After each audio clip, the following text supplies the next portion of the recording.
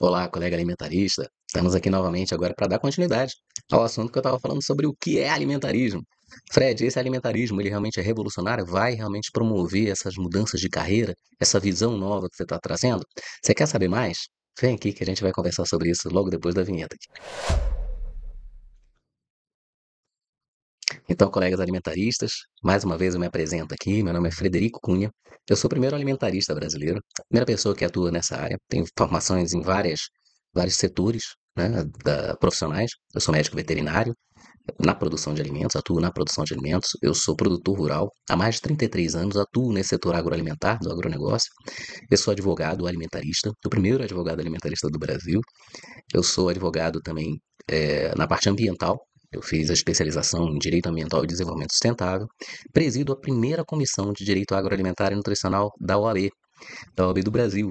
Né? A OAB DF aqui, atuo na OAB DF, mas é a primeira comissão do Brasil sobre Direito Agroalimentar e Nutricional.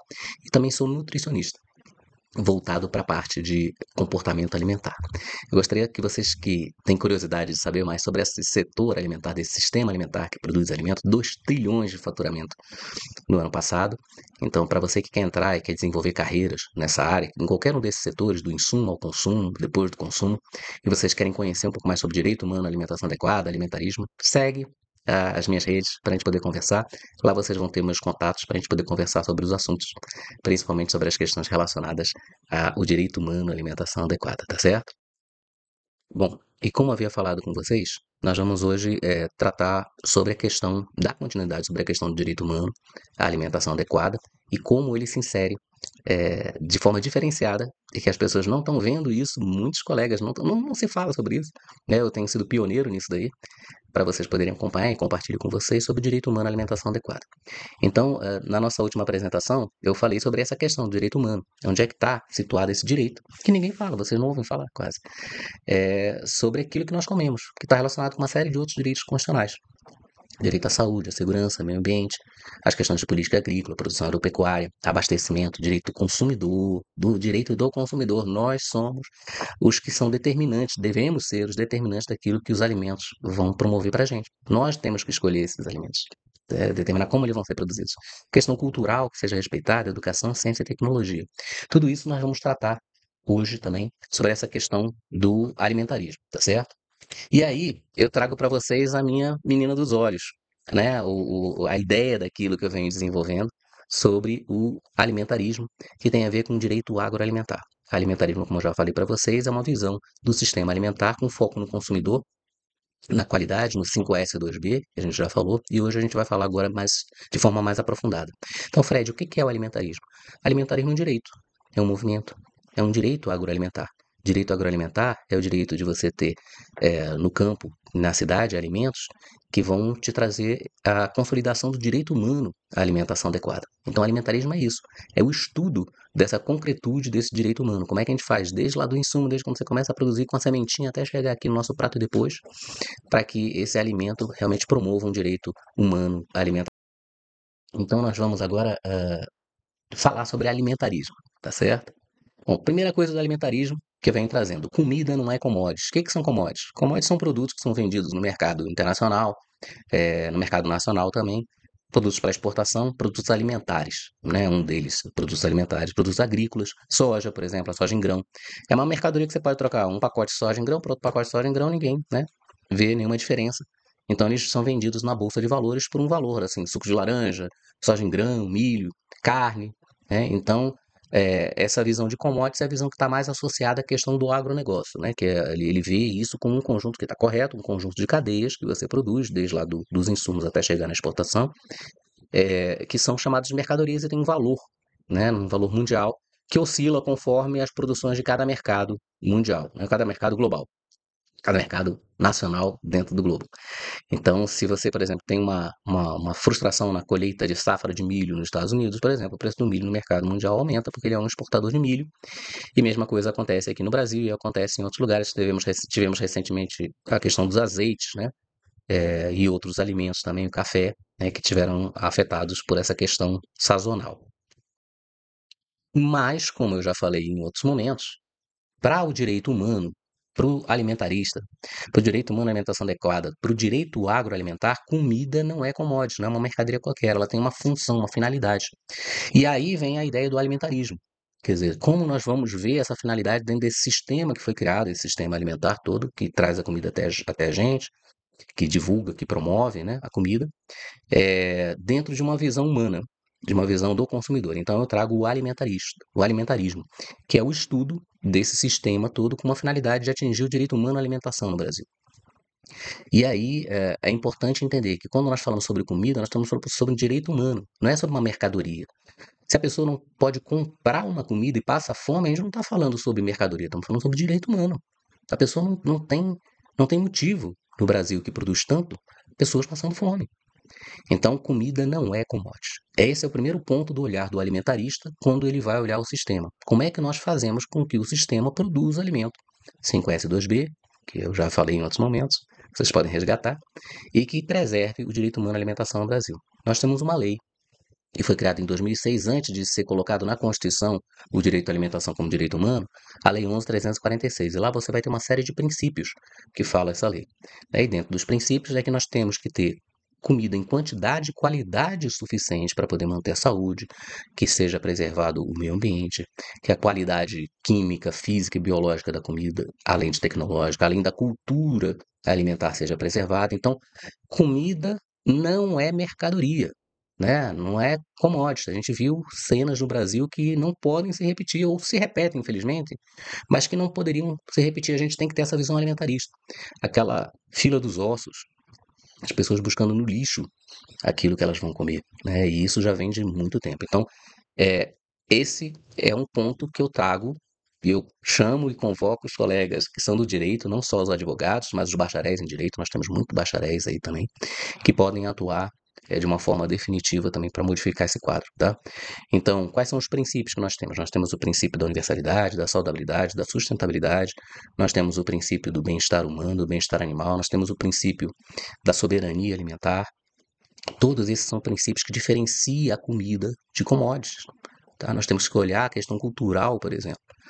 E o futuro, o agroalimentar também, que é diferente de uma mercadoria. Nós objetivamos o sistema alimentar, agroalimentar, para que ele seja consentâneo com o conceito de 5S2B. Aquilo que eu sempre falo e sempre repito sobre saudabilidade, sustentabilidade, soberania, segurança alimentar, sinergia, bem-estar humano e bem-estar animal. Tá? Então nós vamos trabalhar agora sobre o alimentarismo. É isso que eu trago para vocês. Agora a gente vai mudar o jeito de olhar a questão do agronegócio. Comida não é commodities. E aí é importante que nós tenhamos a visão de semear o futuro. E para esse futuro acontecer, já que a gente verifica que é necessária a sustentabilidade, quer dizer, é preservar aquilo que nós temos para as gerações futuras, para as presentes e para as futuras, é necessário cuidar da natureza. E alimentar pessoas é a missão do alimentarista, tá certo? Ah, mas como eu vou alimentar se eu sou advogado? Você vai buscar mecanismos para promover essa sinergia da cadeia, facilitar, por exemplo, defesas ambientais, muitas vezes, conflituam com a questão da produção do alimento. Então, qual vai ser o direito que vai ser principal? O direito ambiental ou o direito alimentar? Qual que é mais urgente? Qual que é o que nós alimentaristas devemos defender? Então, esse é a visão de alimentar pessoas, né? O advogado ele vai atuar sempre buscando preservar o sistema alimentar de forma que não haja colapso. Né? Então, nós estamos falando sobre aberturas de áreas para poder produzir novos alimentos, mas as áreas abertas são legais? São, então por que não abri-las? Por que não utilizar o máximo possível do nosso potencial de produção de alimentos? Para poder, inclusive, baixar o preço por unidade. Modelos novos de produção, tecnologias novas de produção. Então, esse é o foco do alimentarismo. Alimentar pessoas e produzir alimentos saudáveis, sustentáveis, seguros, com soberania e sinergia alimentar, bem-estar humano e bem-estar animal. Tá? Isso nós vamos repetir sempre e vocês vão perceber que isso faz sentido dentro do sistema. E aí nós temos esse desafio do sistema agroalimentar brasileiro. Nós temos alguns pontos a evoluir. E aí a gente vai ter essa conversação dentro dessa visão do agronegócio, né, que nós podemos evoluir. E entender também o que é agronegócio. É importante, isso nós vamos falar mais à frente, tá certo? Agricultura familiar é agronegócio. Se ela produz para poder vender, é agronegócio. MST é agronegócio. O modelo de produção da MST é um modelo de cooperativas, que também existem esses modelos também, muitas cooperativas desenvolvendo uma qualidade de produtos maravilhosos, Mas é um modelo de produção que é para venda, tá certo? Então, é agronegócio. Então, o desafio do agroalimentar brasileiro é comunicar com todos esses setores para que nós possamos ter um crescimento sustentável, produzir, sim, alimentos com sustentabilidade para gerações presentes e futuras. O desafio número 2 é saudabilidade. Nós estamos tendo uma mudança, uma disrupção em termos de qualidade alimentar brasileira. A qualidade nutricional está diminuindo em muitos alimentos. E nós temos essas questões da obesidade, do sobrepeso, das doenças crônicas não transmissíveis causadas pela alimentação, síndrome metabólica. Então, a saudabilidade é outro desafio que nós temos que resgatar, alimentar os brasileiros em quantidade e qualidade, com práticas de estilo de vida saudáveis e respeito à diversidade cultural alimentar. Nós estamos tendo essa perda da qualidade alimentar brasileira, com esse surgimento de muitos produtos ultraprocessados, produtos industrializados, que são práticos, né, muitas vezes, mas eles não correspondem àquilo que seria a nossa alimentação fundamental. Né? E o desafio número 3. O desafio número 3, ele não exaure, né, os desafios que nós temos para evoluir, mas é um dos pontos que eu gostaria de trazer muito importantes que também não estão se atentando, que é a questão da segurança do alimento e da segurança alimentar, quantidade e qualidade. Primeiro, água potável. Nós estamos tendo um grau de contaminação cada vez maior do tal dos microplásticos, nanoplásticos. Não sei se vocês já ouviram sobre isso, a gente vai conversar isso em outros momentos, né? Mas a água ela está sendo contaminada constantemente através da produção de fluxos no asfalto, por exemplo. Quando chove, essa água vai para o rio. Ela leva produtos de hidrocarbonetos, de petróleo, pneus, pós de pneus, né? Da borracha do pneu, outros tipos de produtos químicos, né, que são descartados e vão até a água, e essa água depois é reciclada para que nós possamos beber. Então nós temos água potável, mas que está hoje com um certo grau de contaminação e a gente tem que avaliar essa segurança para longo prazo. Esse é um outro debate que a gente vai abrir. A questão dos alimentos seguros, tanto na parte biológica, quanto na parte sanitária, quanto na parte nutricional e na parte tecnológica. Então nós temos alimentos que nós produzimos através de colocar o alimento a vácuo dentro de determinadas embalagens, por exemplo. A gente tem uma questão chamada migração, que é da embalagem do produto para o alimento, né? Se isso ocorre ou não ocorre. Então, isso é questão de tecnologia, né? A questão biológica, né? Determinados tipos de alimentos, fermentados, não fermentados. A questão da higienização, por exemplo, alimentos que são alimentos consumidos crus.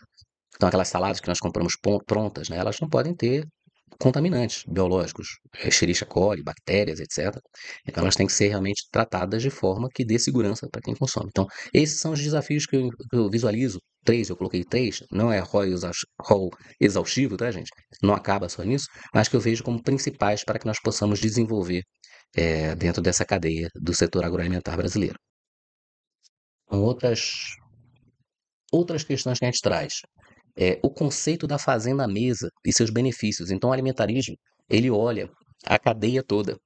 Quando nós olhamos como alimentaristas o sistema, nós não olhamos só a parte da indústria que nós atuamos, ou na parte da distribuição, ou na parte dos insumos, né? Nós olhamos a cadeia toda, porque o conceito é da fazenda à mesa, e da mesa para posteriori. A gente tem que englobar esse outro conceito que eu falo dos sistemas alimentares, que é a visão mais nutricional, mais relacionada com a segurança alimentar, no sentido da soberania, da cultura. Então, o conceito da fazenda à mesa traz alguns benefícios. Primeiro, que nós começamos a ter uma integração ambiental, que vai lá desde os insumos, nós começamos a nos preocupar com a qualidade dos insumos. Hoje nós estamos utilizando os bioinsumos, né? O Brasil ele teve uma lei recente que aprovou a questão dos bioinsumos, né? São insumos biológicos para poder substituir ou mitigar o uso de determinados fertilizantes ou defensivos agrícolas. E a questão da soberania, cada região produzir, voltar a produzir aquilo que é de cada região mesmo, que tem aptidão climática dos solos, promovendo a cultura alimentar local, a diversidade, sustentabilidade. Então esse é um outro conceito que nós trazemos. Esse é um outro conceito que nós trazemos da fazenda à mesa, tá? Outra questão que o alimentarista traz: saúde e segurança. Alimentos devem ser minimamente processados. Quanto menos processados, é lógico, com a garantia biológica, aquilo que nós já havíamos falado, mas minimamente processados para que eles possam ser promotores de saúde. Utilizar menos alimentos ultraprocessados e mais alimentos minimamente processados ou não processados, para que ele possa promover saúde, alimentação de qualidade, a nutrição e a qualidade biológica e sanitária. Então, saúde e segurança é outro benefício de você olhar o sistema todo. Ele sai, às vezes, lá do insumo e chega até o prato, e toda essa cadeia tem que ser vigiada, tem que ser fiscalizada pelos alimentaristas, tá certo? Sinergia e bem-estar. Então, as cadeias elas devem ser sinérgicas. Uma cadeia deve produzir sempre buscando que a outra também atinja a sua sustentabilidade e assim sucessivamente, até chegar ao consumidor. E o consumidor também tem que ter esse foco. O consumidor quer produto muitas vezes barato, de altíssima qualidade, e ele sabe que existe um custo para aquele produto. Então, é necessário também que ele entenda que existe uma sinergia, que cada parte daquela cadeia tem que ser remunerada. Então, muitas vezes o produto de muito melhor qualidade ele vai ser um preço maior realmente, e o consumidor vai ter que arcar, e a tendência mundial é que o preço dos alimentos aumente. Por isso que é necessário aumentar a produtividade e a qualidade.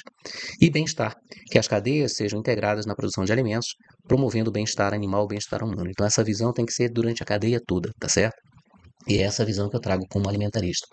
E quais os caminhos para esse setor agroalimentar, direito agroalimentar ou alimentarismo? O mapa das soluções. Primeiro, entender que comida é direito humano. Comida é direito, tá? Comida não é commodity.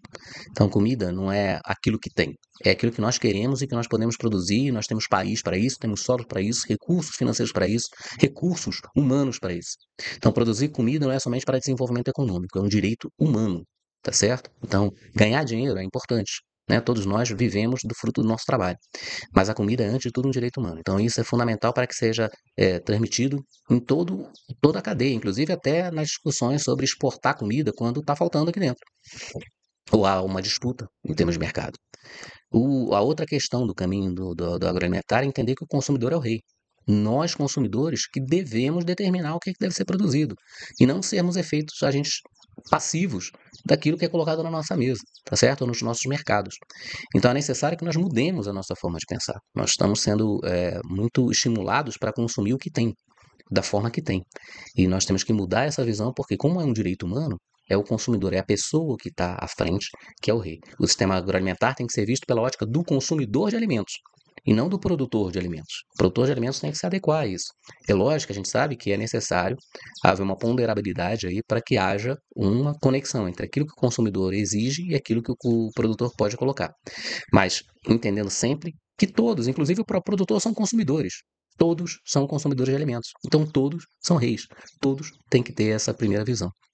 E o outro, que é um tema que isso daí a gente vai colocar em debate, é a minha visão, e isso do Ray Alan Goldberg também, quando ele entrevista uma nutricionista, chama Marion Nestle, ele percebe que existe uma visão, né, também da mulher, e que isso eu trago bem nítido por ter cursado o curso de nutrição, onde 70 e tantos por cento, 80%, não sei, mas uma parcela significativa são mulheres, é que a alimentação é feminina. A produção de alimentos não necessariamente. A produção de alimentos muitas vezes tem esse aspecto mais exigente em termos de trabalho de força.